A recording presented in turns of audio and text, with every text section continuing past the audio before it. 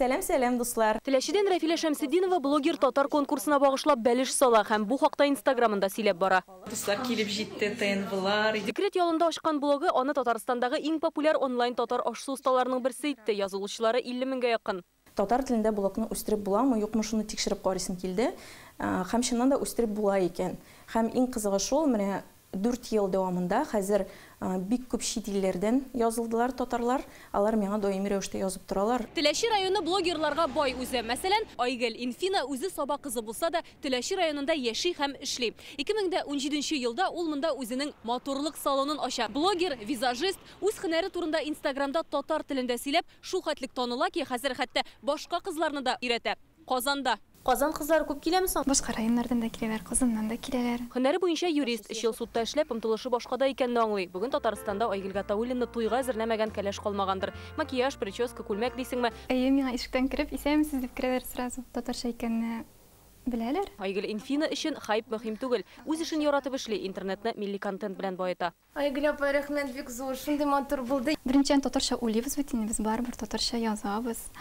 Аннан соң минем аудиториямда яшьләр күбрәк. Мин үземнең үрнәгемдә күрсәтәсем килә, татарчадагын шулай матур иттереп, блогны алып барып була. Татарстанда 20 меңнән артык язылучысы булган блогерлар 50-дән артык, ә милләте буенча татар, ләкин сәхифәсен рус телендә алып барганнар меңләгән.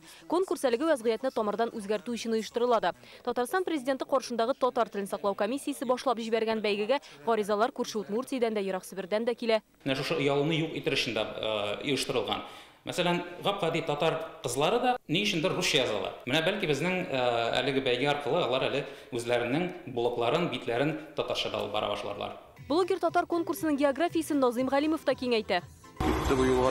Блогерлыкка 1 ел элек кенә кергән татар егете илебезнең гүзәллеген күрсәтә. Зур юлдагы төрле хәлләр белән таныштыра. Язылучылары 7 меңләп кенә булса да, эшенә профессиональ карый. Видео төшергәндә мин үземне кертмәскә тырышам.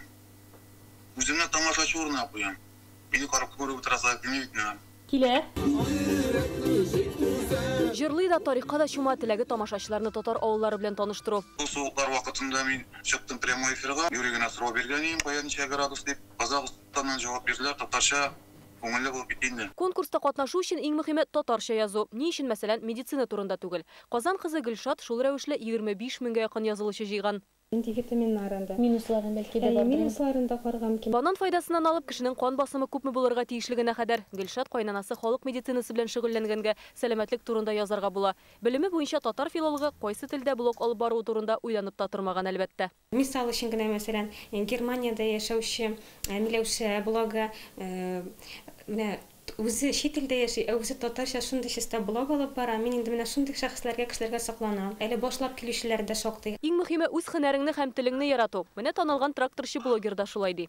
Үзләре нинди эштә эшлиләр, шуны күрсәтсәләр, һәрбер эшнең асылын белеп торырлар дип әйтәм инде. Конкурста катнашу өчен 10 февральгә кадәр блогер татар Mail.ru адресына бу теләгең турында язып җибәрергә кирәк. Җиңүчеләр акчалата премия алачак. Кызганыч, кунаклар бәлешнең пешкәнен көтеп бетмәде инде. Айгөл Бәдретдинова, Ринат Сафин, Гадел Миндубаев, Яңа Гасыр каналы.